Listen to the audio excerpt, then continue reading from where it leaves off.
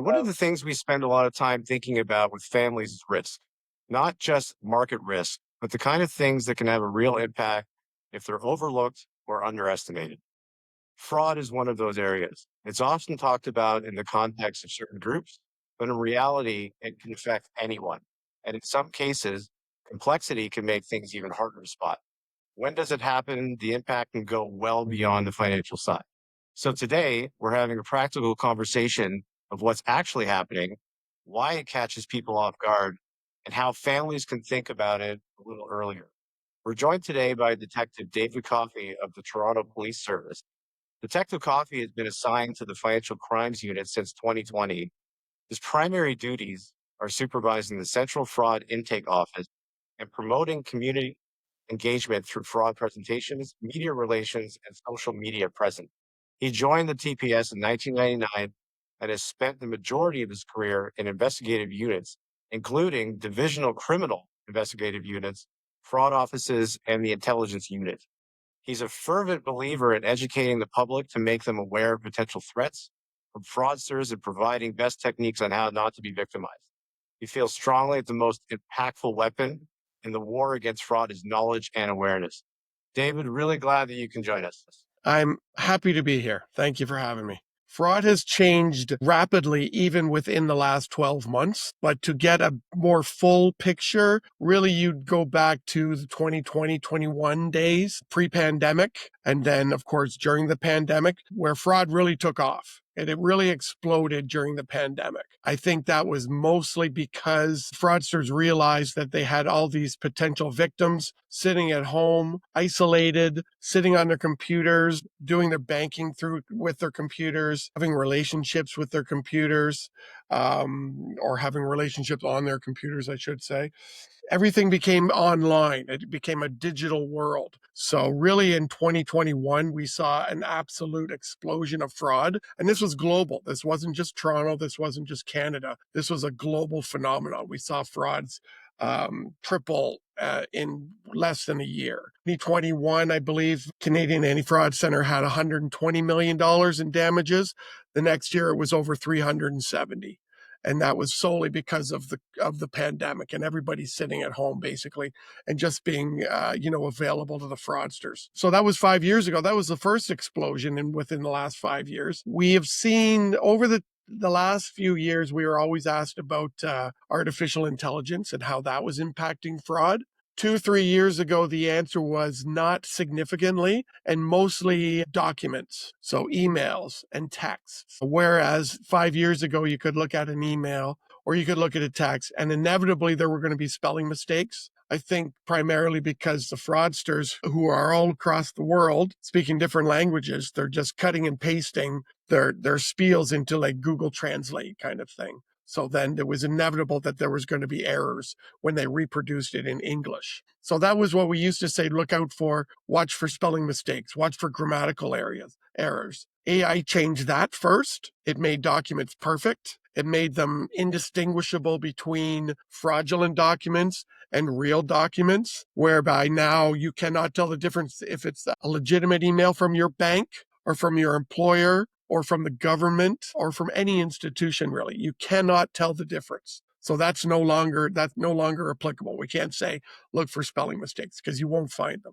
They're perfect. Coming up to about a year ago, we saw the real weaponization of artificial intelligence in terms of the collection of information and the use of that information to tailor make their scams and target their specific victims. So whereas a year and a half, 2 years ago, you might get a phone call and you'll answer the phone and the person on the other line would say, hello, sir. Or, they would guess at what bank this is such and such a bank. And it was easy because you could say, oh, well, I don't bank there. Ha ha ha. What they're doing now is they're using artificial intelligence to gather their information before they call you. They know who you are before they call you. They know your name. They know your address.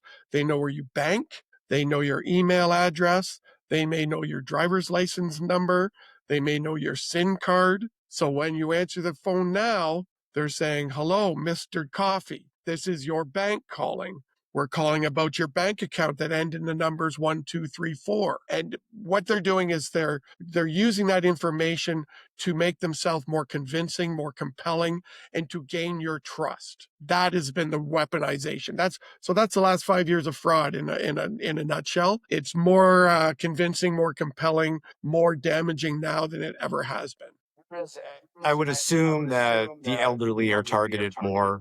Maybe you can go into that in a bit more detail as to has AI made the fraudsters so much more sophisticated that they can actually target younger generation, or are they more the perpetrators? Maybe you could talk about that in a bit more detail. So, in terms of the elderly population, they are heavily targeted.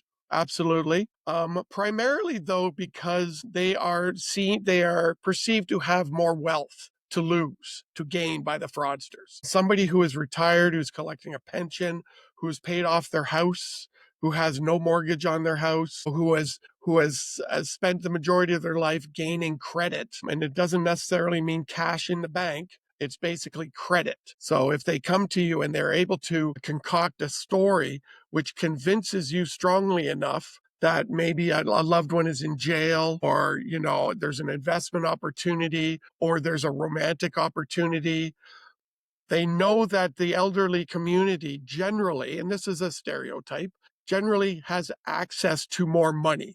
They're able to go into their bank, they're able to access lines of credit. They've gained more credit throughout their life. So they're a bigger prize to get, really. That's why they're targeted so heavily.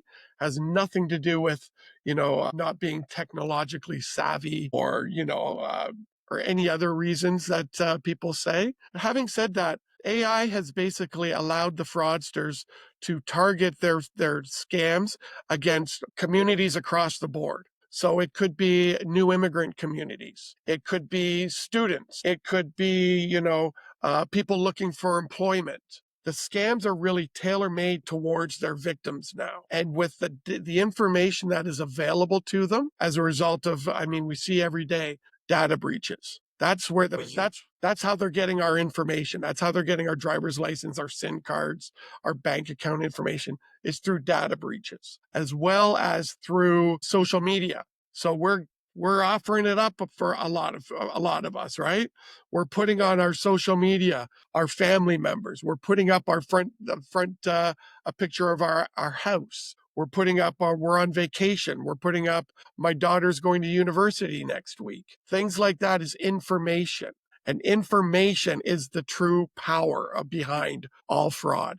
Information, and then the social engineering that is brought to bear that utilizes it to make us vulnerable. Well, in your example just previously on the sophistication of the fraudsters, Rogers, in terms of impersonating Rogers and their scams, that came through to me the other day. They had the last four digits of my account number. They had my name. They had my email address. They had all of it. And the story was actually pretty decent. I've been a longstanding customer. We want to offer you a discount. We're calling from Rogers. I was like, okay, that could make sense. Exactly. And we've seen reports. I know exactly what you're talking about because we've seen police reports in the last couple of weeks for that exact scam. And so I've gotten away really when I do these talks from talking about specific scams, because the specific scam types are infinite, right? It could be Rogers, it could be Bell, it could be any of the telecoms, it could be grocery rebate scam. It could be the bread lawsuit scam that the grocery stores are being. The story itself, there's an infinite number of variations to it, right? It's only subject to the imagination of the fraudsters. So I get away from saying, oh, look out for the taxi scam, watch out for this scam, watch out for this scam. And it's much more effective to tell people what to look out for, not the specifics of the scam, but so that what you were just talking about, your Rogers scam. It came to you, you weren't expecting it, even though you are a Rogers employee or client. You weren't expecting it. You weren't looking for a new phone or anything, right? So there's one red flag, random. It just came to you. It probably, I had some sense of urgency to it. Do this Absolutely. now, or else, this offer won't last, We're going to send right? you a link. You need to go click on it. It's Exactly. So people just need to keep put in the forefront of their mind, A, that your information is out there. Just accept it. Accept that my name, my employer, my where I went to school, my family, my address, just accept that that information is out there and that it will be utilized by people trying to steal your money. It's kind of a scary thing to say, but once you accept it, what that gives you is it's a power to, when you get these messages, to really recognize it for what it is. And A, random, urgency, opportunity for the Rogers. More often than not, there's elements of fear, of intimidation. You know, this is the Toronto police calling you. We know you. This is your name. This is where you live. You missed jury duty last week, Mr. Coffey. You need to pay us this much money, or we're going to come and arrest you right now. Right? Or the even more prevalent is the fraudulent bank investigator, where they'll call you. It's your bank. They'll know your bank card number. They'll know everything about you, and then they'll say, "We've recognized some fraudulent activity in your bank account. We need you to protect your money." And then next thing you know, they've got you walking down, withdrawing all your money that you can from your bank account, and then putting it into a Bitcoin machine. That's what they're doing. one, for me, even sharing that brief moment, the Rogers scenario, like, I feel embarrassed. So, what, how much of the frauds go unreported in your estimate? Is it too hard to estimate? What's the size of the market, and how much is actually not being reported? Is out of sheer embarrassment and shame? Yeah. And I mean, you have nothing to be embarrassed about because you didn't, you recognized it, right? Like you did everything right. You looked at it, you went, oh, and you stepped away and you thought about it a little bit and you didn't do it, right? So nothing to be embarrassed about. The rule of thumb is the Canadian Anti-Fraud Center has a statistic, and it seems, if not high, then relatively close. And they say that 5 to 10% of all frauds are reported, which is pretty, that's not a very significant number. I think that's pretty accurate because I'm constantly always being approached by people by saying, "Oh, this happened to me. This happened to me." And my first question is, "Did you report it?" And inevitably, no. So, and it's because of there is that shame and embarrassment because I mean, the definition of a fraud is theft with trickery. So the victim has been So, tricked. why do you, in terms of this happening, like, why did the scams work? Why are they so successful? I mean, you've gone into it a little bit, but maybe just, what are some of the things that are triggering people to actually go through with this and not pause and reflect? Right.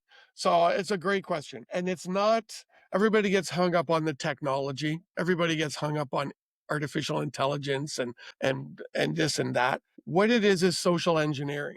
And fraud works because it targets human emotions. It targets our instincts. It targets, our habit of clicking on links when we get an email. It targets our trust in institutions and our trust in authority. If a police officer calls you on the phone or knocks on your, I mean, God forbid, knocks on your door, we're generally built to, this is an authority figure. We trust them. We trust, why would the police call me and lie and tell me that, something that's not true? It's my bank and it's my bank calling me. So it's human instinct. It's human emotion. And we're human. So that's what is being targeted. That's when we talk about social engineering. We are designed this way. Our brains work this way, that we don't like to push back. We don't like conflict. We listen to what people tell us. And if they sound like they know what they're talking about, if they sound like they have authority, or if they sound like they're in a professional profession, we tend to believe them. And we ignore the little red flag, the little voice in the back of our head saying, wait a second, that doesn't sound right here. We ignore it because we've got some police officer or bank investigator or government official on the phone saying, no, you need to do this right now. That's what it is. It's our human instincts that it's being targeted. So, what is if you notice somebody that is potentially falling for these scams or is really starting to talk to you, be like, hey, so and so reached out and said this, and it's a scam, how do you approach that? What's the best approach to try and get the person to be aware of what's going on? Yeah, so I listen to the officers out here speaking to victims that put in fraud reports every day. Not We had a phone call I was listening earlier. It was a woman from Wisconsin And she had called because she was dating somebody online and she was suspicious, which is great. And this fella online had said, "Oh, yeah, I've got previous problems up in Toronto, but I'm all good now." And the specter of money had been raised. So he was starting to ask her for money. So she was starting to ask questions, which is great. This is what you do. And she reached out and she verified. So she called up here and said, "Hey, can you tell me about this guy?" To which our answer was no, we can't tell you about somebody because we don't know who, we don't do that. But it was very clear to my officer out here that this person was involved in potentially a damaging romance scam. So it's really, really hard to convince people, especially when you're talking romance or investment that have gone on for a length of time. Those ones go on for weeks and months. Investment scams are particularly damaging. And that's where people lose the most money because, it'll start off with a small investment and then they'll have a website that the fraudsters have given them to be able to watch their money growing. And, their 1,000, their 10,000, their $100,000 investment may now show as $3 million. And now they're trying to get their money out. Right? Withdraw it. That's when Yeah. the alarm bells go off. But even then, people are so invested and they've already contributed. They've already lost so much money that they're in it's denial, right? It's just I can't. This can't be a fraud. This can't be a fraud. And that's why they keep putting in more money. Now the money is here. You need to do this. So really, how do you do it? You just do it. You do it with logic and you do it with empathy. You can generally path out like without even hearing the whole story. I can say, how did this start? Started by a random text email or a text message. The relationship went on for a few weeks and then they showed you lots of fancy pictures and then they got you hooked by investing a small amount and it's grown and it's grown and they told you not to tell anybody else because that's always, they don't want you telling anyone else because that other person is always going to recognize it for what it is. And so hopefully, and it's a terrible thing to see when you see the recognition dawning in a victim's eyes, it's heartbreaking because they've been, in a romance scam, they're having their heart ripped out of them. It's trust, it's traumatic. It's the argument, you have the logic, and then just show utter empathy because people are not stupid when they fall for these things. They're socially engineered and there's a whole organizations that we're up against. But in the moment, what should somebody do? That's probably the best piece of advice that maybe you can give to somebody if they say, "Hey, I'm getting these calls," or "I got this call." What would you say? What should they do? Explain it. I'll sum it up in 2 words: pause and verify. So if you receive a phone call today out of the blue and it's your bank and they say, "Hi, Mr. Coffey, we've recognized these occurrences in your account," or "Mr. Coffey, we just want to do some, we want to firm up your information, your KYC, we got to firm up our know your client information." I will not, first, I'll say, "Whoa, I don't know who you are. You may be my bank, but I don't know that you're my bank. And I am not giving you any information or certainly any money over the phone." So pause means hang up, click. If it was your bank that called, call your bank directly. Use the number on the back of your bank card or walk down to your bank. Walk in, talk to your bank and say, "I just got this phone call. Was this legit?" Now you've called them directly. As long as you've verified that it's the right number, which is just use the number on the back of your bank card. Never use a number that they've given you. They may say, "Oh, well, yeah, that's fine, verify, but then call me back," because you need to talk to the same person and they'll give you a 237 or a 135 area code kind of thing. You're just calling them back. That's not verifying. Call your actual institution, call the police station, call the CRA and verify. Pause and verify. So step away, take time and verify. No matter what, no matter how convincing they are, pause and verify. Don't give any information over the phone. How important is it for people to report attempts at fraud? Do a lot of people never go forward and say, "Hey, this person tried this"? Is it extremely helpful for you, or does it just add to sort of the list of scams that So you need to the monitor? best way it's for the Toronto Police Service, it's not particularly helpful because I'll tell you, I'll explain Okay. why. We receive on average 17,000 fraud reports a year. So people do That's provide. 17,000 Okay. fraud reports where people have lost money, or they have lost, or they know they have lost their information. If we added in attempts as well, like getting those phone calls, I mean, I could put in 3 or 4 reports a day myself, as we most could, right? But what is a good idea is for them to notify the Canadian Anti Fraud Center. They will take those reports Okay. and they'll do a lot more. They can do a lot more disruption. So if you call them and you say, I got this text message, this is the phone number they wanted me to call. Canadian Anti Fraud Center is really good at taking that number, and they've got more tentacles out there. They can reach out to the telecoms. They can say, shut this number down. Hmm. Hopefully we'll get to the point one day where they'll be able to reach out to the various online platforms, the Facebooks, the Metas, the WhatsApps, and things like that, and do disruption there, and shut those sites down. So it's great to report. Attempts should go to the Canadian Anti Fraud Center, and report it just means talking to your family and friends. Spread the word. Let everybody know. Tell your friends about the Rogers thing that you got the other day and stuff, because they're going to get it. So I don't see the Canadian anti-fraud website. It's not, to me, it doesn't seem like it's marketed well. How do we spread that awareness?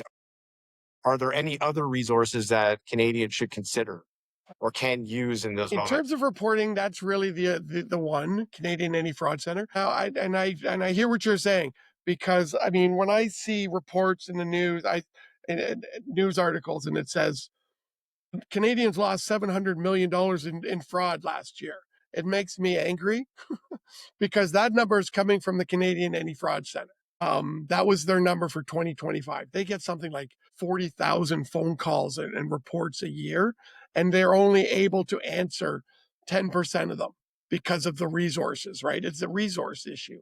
So they got $700 million in reports. Toronto Police alone, in Toronto reports last year, we had $433 million. Those are verified reports from citizens of Toronto. So that 433 million is not included in their 700 million, because the two systems don't talk. Toronto Police is the only police service in the country that actually has a number, can count how many reports we have, can count the damages, can categorize them. The OPP is coming out with something very similar. My dream is to have all police services across the country have a legitimate, verifiable number of how many fraud reports they receive, and to have that go to a central depository. So to have that go to the Canadian Anti Fraud Center, that I think is the dream of theirs as well. So then their 700 million would suddenly be 4 billion or 3 billion. And then they could say, and remember, only 5 to 10% report this. So multiply that by 20, right? Those are the numbers that we're talking about when you're talking about damages of fraud in this country. Now, there were two developments last year that I'm optimistic for, hopeful for, anxious for, and they were both in the federal budget of 2025. One of them was the creation of a financial crime agency. So the plan is for there to be a national financial crime fighting agency. So another police service in effect. It's not going to be like a regular police service, but it's going to have more national, because Toronto Police Service, when we get a report, as soon as it leaves the country or as soon as it goes to a different province, we've lost our jurisdiction. And that is the problem with fraud these days, is it's a global issue. Most of the fraud reports we receive originate across the ocean. They originate in places like Cambodia, Malaysia, Thailand, China, Russia, Ukraine. And that hamstrings us, right? We have no effect. We have no power. Hopefully with a national, Once it's, that yeah, money's gone, for it's gone. more or less. And with today's different forms of payment, right? It's not just money transfers out of your bank account, which 2 years ago was a little slower. And if you got to your bank quick enough, they could stop it. Today, the movement of money is such that it's instantaneous, especially then you're talking about cryptocurrency, digital currencies. You're getting into real time payments where the money is gone as soon as you click that button. And that makes it really, I mean, it makes it almost impossible for us to get that money back. The other development, just before I go, the other development was what's called the National Anti-Scam Coalition, which is a group of financial institutions, social media, telecom, and law enforcement, and it's more of an awareness thing. Because when you talk about fraud, it's not.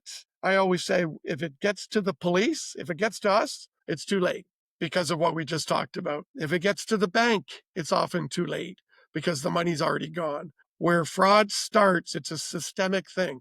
Where fraud starts is on those online platforms. It starts with the Google searches. It starts with the text messages and the emails coming in through your telecoms. That's the systemic approach we have to take to fight back. So we have pause and verify. Very two important phrase. Is there anything else that people can do? I mean, on our end, we have a lot of information that's confidential. We have things that we can safeguard. We have a lot of processes processes in place. What about things like people having a VPN or anything along those lines? Are there certain additional things they can do online that would help or no? I mean, VPNs, not really, because if you're able to somehow block incoming messages, then that's great. I mean, I've used VPNs, but my phone number is still, like, if they have my phone number, they're still going to text my phone number, Still there, right? yeah. If they have my email address, they're still going to email me and things like that. VPNs are great for the fraudsters because then they make them harder to find, but somehow it doesn't make it. Actually Sure, making it sure. easier. It's all about it's them contacting us, right? For the most part, they're reaching into our lives, into our cell phones, into our computers. So, I mean, it's just awareness is key. Pause and verify. Once if you do something, because it's not all about money. I mean, it's easy to say never send money, but a lot of it is, again, it's about information. So if you have clicked a link, and sometimes they're really, really convincing, and you have clicked the link and you filled in a form, and then you realize later, oh, I've just given them all this. There's other ways to protect yourself. Notify your bank. Say, I've made myself vulnerable. They have my information. Notify your credit agencies, credit bureaus, TransUnion and Equifax. They can put flags on, and just be extra vigilant, right? Be extra skeptical. We're at the point now where I rarely answer my phone. If it's important enough, people will leave a message. I rarely, if I see anything, an email or a text, and it's got a link on it, I immediately delete it. I'm sure I'm deleting legitimate ones sometimes, but 99% of them are fraud. I just delete them. Like, I don't believe anything I see anymore. And that's kind of how we have to live these days, sadly. Well, it's also sometimes you get a phone call and it's quiet on the other end. I've actually noticed a lot of call centers or a lot of companies are using voice verification for identity purposes. And the fraudsters certainly are.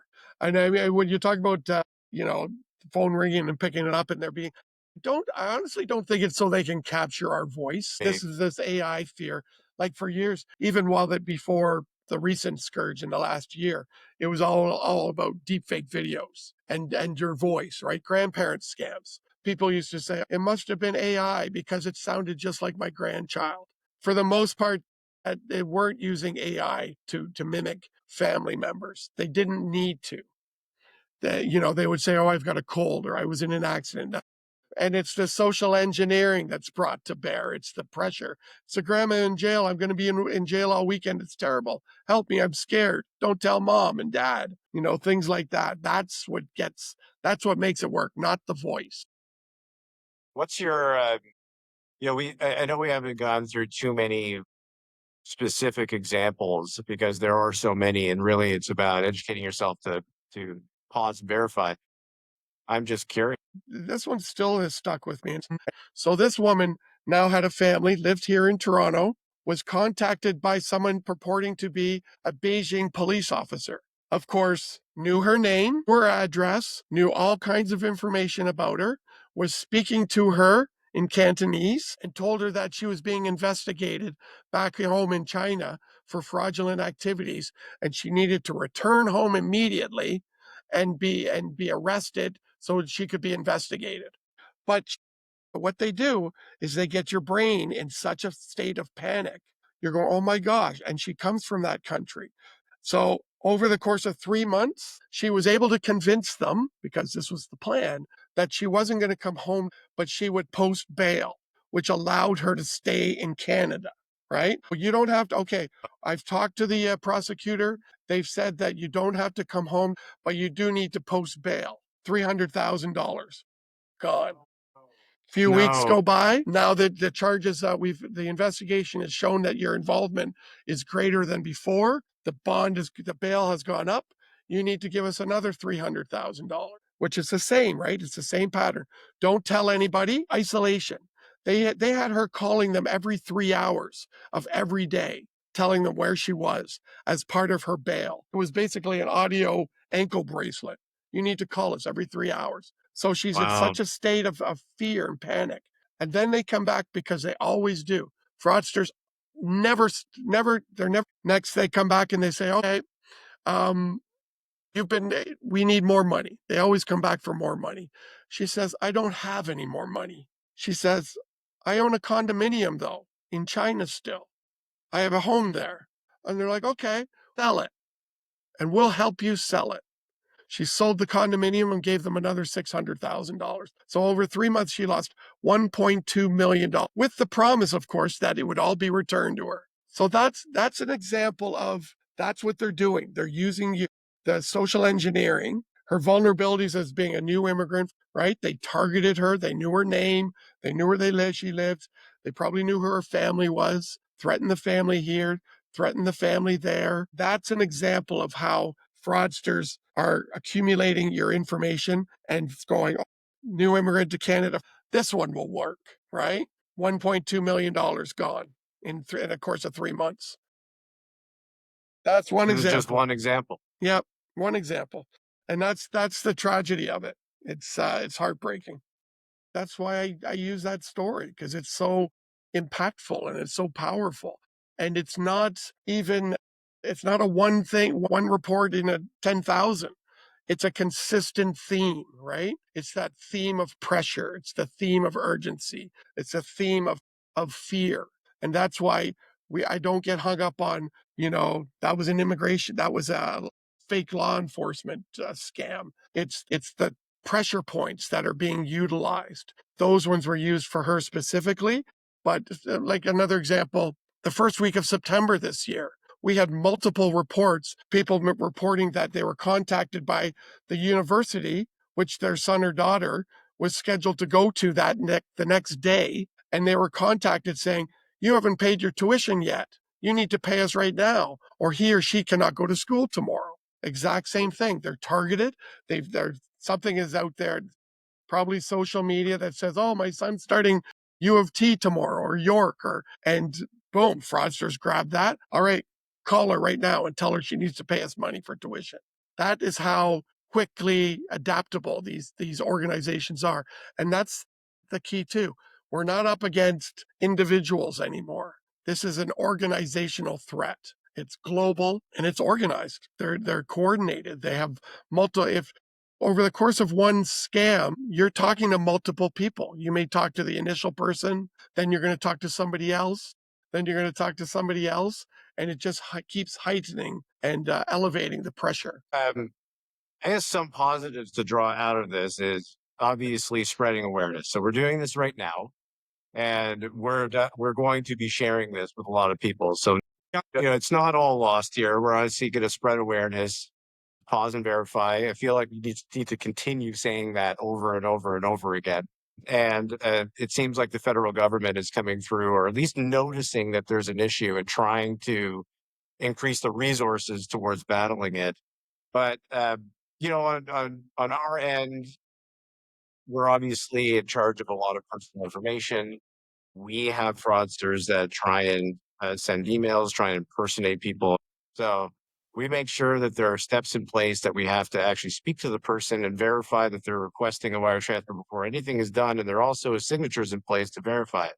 But one thing also I'd like to spread in terms of adding on to this knowledge and awareness is having a trusted contact person, especially with somebody's investment account. And that's not, you don't have to be set up as a power of attorney.